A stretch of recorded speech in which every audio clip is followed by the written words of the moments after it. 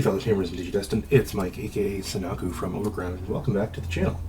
Another set has dropped. We've just had BT7 Next Adventure hit shelves, and that means it's time for a brand new Rainbow series. So, in the Rainbow series, if you're unfamiliar with what we do here at Overground, every time a new core set drops, we build one deck of every color, so there's always going to be 6 decks. That encompasses kind of our favorite Digimon, our favorite strategies, our favorite archetypes from that set that just got introduced. And we open our first limited set of boxes, we build everything as a first draft, and then from that point forward, these decks kind of evolve and grow with us throughout the course of the format. And today we're going to be starting off with the color black, and the deck that we're going to be exploring is going to be our first draft of the Dorumon line. Now, Dorumon was introduced in this set as a means to kind of introduce the X-Antibody archetype, and we don't really get that into full force until we get BT8, I think, or maybe it's 9, I can't remember, but that introduces the Uryumon support, and then we get into the Alphamon, Uryuken stuff and everything like that as well. So right now we're very limited with what we have X-Antibody wise that can kind of gel with this strategy, but in terms of what we have available to us, there's still enough to build a competent deck, and I'm really excited to show that off with you guys today. So let's go ahead and start with the babies. So we're playing 4 copies of Dorumon.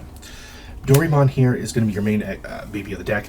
Every time a card gets added to one of your Digivolution stacks, you get to draw 1 card. And the whole kind of gimmick with X-Antibody is that you're going to be constantly putting cards from your hand to the bottom of your Digivolution sources of another X-Antibody Digimon.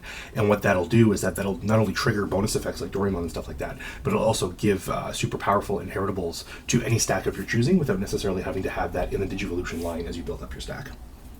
And then finally, our last deck, we're just playing 1 copy of Pagumon. This is just to give us some extra consistency, because if a Digimon is deleted, we get to reveal the top card of our deck. If it's a black Digimon, we get to add it to our hand.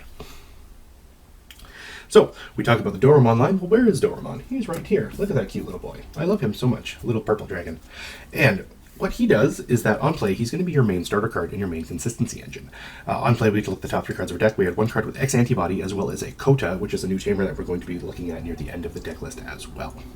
So yeah, most of the deck is going to be X-Antibody focused. A large chunk of it, there's not very many X-Antibody cards right at this present moment. It's mostly the Dorumon line itself. So what this does is that it actually searches out pretty much an entire Digivolution line for you, and it gives you access to your Kota, which is going to be your memory setter tamer, who will also search you additional X-Antibody cards. So it's just kind of a pure consistency engine right now as well. And Dorumon's inheritable is that if one of our effects places a Digivolution card under this Digimon specifically, we gain 1 memory. So if he's under a stack in which we trigger an effect to add another card under his stack, or any other effect that would trigger that as well, we'll be able to gain 1 memory. And that'll just extend our plays a little bit more. Next, we're playing 4 copies of Toy Agumon. Toy Agumon is just here because it gives us the powerful Reboot inheritable. And in a deck like Dorumon, where you want to be as aggressive as possible, you're always putting yourself in these liability situations where your Digimon are going to be left suspended, and so your opponent has the potential to just run them over, and then you lose all the work that you put into it. And with a Reboot, it forces your opponent to actually have to use a source of removal to get rid of your stack, as opposed to just attacking it outright for a clean shot to take it out.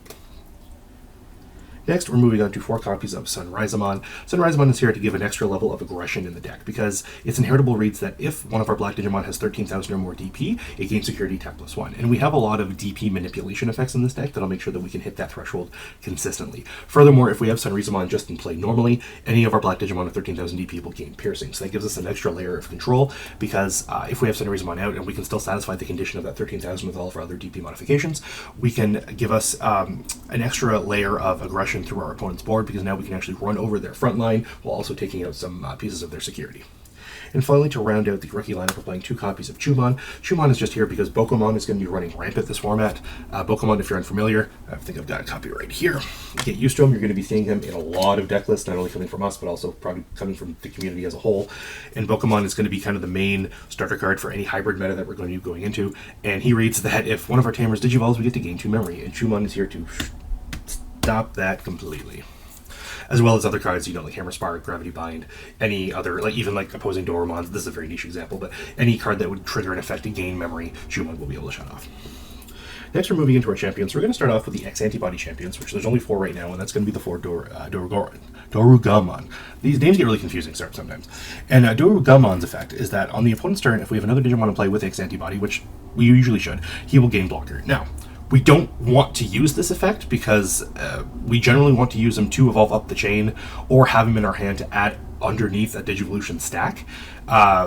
Using him as a blocker isn't very conducive to the strategy of the deck because he's so small. 5k is not a very big number this format. But you need him because he is a champion that you can either evolve into to keep building up your chain, or he's there to kind of add to another stack to start triggering all your other effects. And his inheritable, again, which goes into our DP modification strategy, is that while this Digimon has X antibody in its traits, you get plus 1000. And due to the ability of this deck to start stacking multiple copies of different cards under a Digivolution stack, we could build up to a final level 6 that has multiple copies of Dorugomon, and then we're giving it plus 1, 2, 3, 4000. Next, we're playing 4 copies of Dark Tyrannomon. This is just a 1-cost evolution, and it's a blocker that we can afford to sacrifice that's not Dorugomon, but this is here to just kind of help us scale up our lines faster, while also giving us an additional form of protection if we chose to go that route, if we need it in certain circumstances.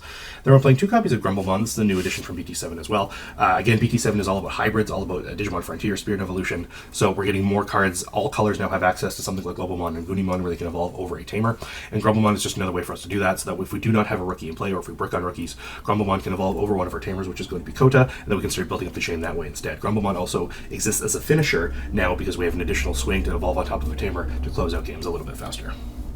And next we're playing 2 copies of Tankmon. Again, this is just here to give us an additional quick source of evolution as a 1-cost Evo, and at 6k, it can sometimes beat over little things that your opponent might be left on their battle area. Then we're going to go into Ultimates, and the Ultimate lineup is probably the most subject to change in this list so far. So we've got 4 copies of Dorugreymon, and he's important because he's, again, our X antibody at the level 5 slot. And Dorugreymon reads that when Digivolving, we can play a black card with X antibody in its traits from our hand to the bottom of one of our Digimon to prevent this card from being deleted or having its DP reduced until the end of the next opponent's turn. So Dorugreymon helps us accelerate getting those X antibody pieces under our stacks, and it also gives us a built-in protection, so it makes sure that we can't be, taken out by stuff like Gaia Force, as just a niche example. But I guess the most relevant example now we're going to see is something like Susanoo-mon, because on evolution it just deletes the Digimon straight up. And it helps us that we don't get our DP reduced. That means we're not going to get our Digimon lost to something like Shun Greymon, which is also very prevalent in the yellow hybrid matchup as well. Unfortunately, it does not prevent returning to hand, which is going to be the MO of the blue hybrid deck, unfortunately. But we do what we can with what we have access to right now. But the most important reason for playing Dorugreymon, again, is for that powerful inheritable. And that's if the Digimon has X antibody in its traits, it'll gain security attack +1. So if we combo Dorugreymon with something like Sunrisemon, now we have an X antibody Digimon that may have 13, 14, 15,000 DP, swinging for security attack +2, which is very powerful and helps us close out games a little bit faster while keeping that added pressure and aggression on the opponent. Now, for the rest of the Ultimates, I chose 4 copies of Warumanzemon, and I was back and forth if I wanted to make this a split of 2 Warumanze and 2 Gogmamon. Gogmamon, if you remember, has that inheritable where you get plus 1,000 DP just during all turns. We wouldn't be using Gogmamon's Digiburst because you want to make sure that you have cards in your stack for this. Building a natural evolution chain is very important, especially against the blue hybrid matchup where you're going to be running into stuff like Tommy and the Kumamon, which is going to be stripping your resources away, so you want to make sure this deck specifically, that you can constantly add sources back to your Digimon to keep that a nice big stack. And I think I settled on 4 Warumanze just because, again, similar to the Tankmon and the Dark Tyrannomon, it's just a speedier option to get into your top end a little bit faster. So for our level 6 X antibody choice, well, they're both X antibodies, which you'll soon see, but the newest addition from BT7 that kind of complements the entire Dorumon line is going to be Dorugoromon. And Dorugoromon, on top of the DP gain that we would get from Dorugamon, for every X antibody card in its source, we get 1,000 DP for him specifically. So depending on how you build your stack, it could come into play with a significant amount of DP right out of the gate. But it gets a little bit better because when attacking once per turn, we can place 1 card with X antibody in our traits in this card's Digivolution source, and then we can pop 2 cards our opponent controls who have play costs equal or less than the number of cards in this Digimon stack. So if we can build up a significant stack, usually if you go from baby to mega, you've got 1, 2, 3, 4 cards in the stack already. So you're already guaranteed to pop something with a play cost of 4 or less. When attacking with Dorugoromon, you can put an additional card, and that's going to be a play cost of 5 or less. If you evolved up the line with the Dorugreymon, you're placing an additional card to resolve the Digivolution effect, and now you've got a 7 cost, or 6 cost, that you can now pop as well. And a lot of hybrids in this format now are going to be within that 5 to 7 cost. So if you can hit that range, you're actually getting free removal from your opponent, which is really, really powerful. But the reason we're playing 4 copies of Dorugoromon specifically is because if we can get that big DP buff and we can combine it with something like Sunrisemon, then we're getting extra additional checks while also making sure that we can keep our opponent off their front line. And to to finish out our Megas, we're playing 3 copies of Alphamon. Now, I would be playing 4 copies of Alphamon, but unfortunately I only own 3 at this point in time.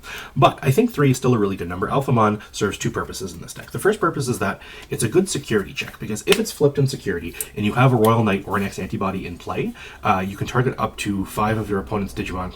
Or sorry, no, that's a Kentauros. This turn it's up to 12, my mistake. So you target up to 12 of your opponent's Digimon, and they can't attack for the rest of the turn. So if this gets hit, it's basically like Breath of the Gods, essentially. It just stuns your opponent from attacking for the rest of the turn. Now, in hybrid meta, this isn't necessarily as impactful because you can't stun tamers that are just sitting in play with this. So even if you hit and this is why the argument of 3 copies of Alphamon versus 4. If you do hit an Alphamon in security and your opponent just has a ton of tamers in the back and they evolve into those tamers and attack after the fact, Alphamon will not be able to affect them. So you just have to be careful with, what your opponent's board state is. But we have a means to interact with their front line. We also have means to interact with their back line, which we'll get to shortly. But the second reason that Alphamon is very important is because it's another way to give ourselves a Digimon with a high DP threshold, because Alphamon has a built-in effect to give himself extra DP by paying memory. And at the end of the battle, he reimburses you that memory. He gives you 2 memory back. And again, that in combination with something like Sunraizamon, as well as this Greymon here, gets us multiple checks for very big bodies to make sure that we survive. We've essentially manufactured jamming onto these Digimon because we give them such high DP thresholds. And to that point of, we have ways to deal with the frontline Digimon. Well, how are we going to deal with the tamers? Well, thankfully, we're playing a black deck, so that means we have access to Omnimon Zwart Defeat. So, again, similar to Alphamon, Omnimon serves 2 purposes. He's a very powerful security check because one check, he just comes into play and he gives us an additional body. Also, because he comes into play for free, that allows us to play our 1 copy of Omnimon X-Antibody. But we'll talk about that in 1 second. Secondly, Omnimon Zwart Defeat can be evolved over a black Digimon for 3 and allows us to destroy one of our opponent's tamers. Now, we're in a very tamer-heavy meta because it's hybrid meta. People want to play their tamers now as play starters. Decks are playing less rookies. You're seeing more and more hybrids in decks. You're seeing more and more Pokémons in decks. You're seeing more and more ways to kind of just use tamers as a means to scale up, and all these tamers have very powerful inheritable effects, which is a brand new mechanic that was introduced in BT7. So now let's talk about the 1 copy of Omnimon X-Antibody. Because this is a card with X-Antibody in its traits, it serves multiple purposes. We can search it off of Dorumon. We can search it off of our 3 copies of Kota, which we're going to be discussing very soon as well. We can also add it under any of our Digivolution sources to resolve any one of these effects, to give us an additional buff off play cost or to trigger anything else as well.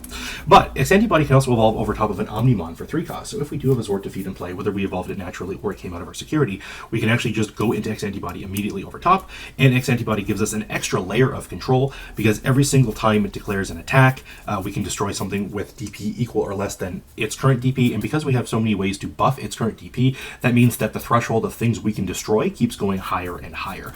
But another good reason that X-Antibody is in this deck is because since we're building such big stacks with such a ton of Digivolution cards, it means that X-Antibody's second attack negation effect is going to be very powerful, because we detach 2 materials from our stack in order to negate any one of our opponent's attacks. So if we don't have any blockers in play and they're threatening lethal because they have extra tamers in play or just extra Digimon in play period, going into an X-Antibody with like a 5, 6, 7 card stack means that we can potentially stop 3 attacks without having to burn any additional resources. So let's go into the rest of the deck. We're just playing 3 copies of Kota. This is the new tamer. I was introduced in BT7. He's from the I want to say X Chronicle series. I'm not quite sure. But anyway, he's Dorumon's partner in whatever series that he came from. And like we discussed earlier, he's a memory setter, and on play, we just look at the top 4 cards of our deck. We add 1 card with X-Antibody and its traits to our hand and place them on remaining in the bottom in any order. So it's basically like a Black Davis, essentially, for this deck specifically, because it helps us get to our combo pieces. And because it's a memory setter, we go to 3 every turn, and 3 is kind of a magic number in this deck. And then because we're playing so many tamers, it complements the Grumblemon as well. So if we have extra copies of Kota in play, Grumblemon just becomes easy access to start building up our stack. And then finally, the last 2 cards we're playing is just 2 Iron Fisted Onslaught. This is just here in order to help clear out any additional attackers that our opponent might have if they commit to the board. I'm not 100% sold on Iron Fisted Onslaught just yet. I don't know what I would change this to be at this current moment, but it just seemed like the best auto-include when I had 2 spots remaining in the deck. So yeah, this is our first draft of the Dorumon line deck. It is going to be the color black for our Rainbow series. If you guys had any questions, comments, or suggestions, please feel free to leave them in the comment section below. I have been Mike, aka Sunaku, once again. Thanks so much for watching, and if you like what we do here at the Overgun, please consider giving us a subscription. Thanks so much for watching, and we'll see you all in the next one.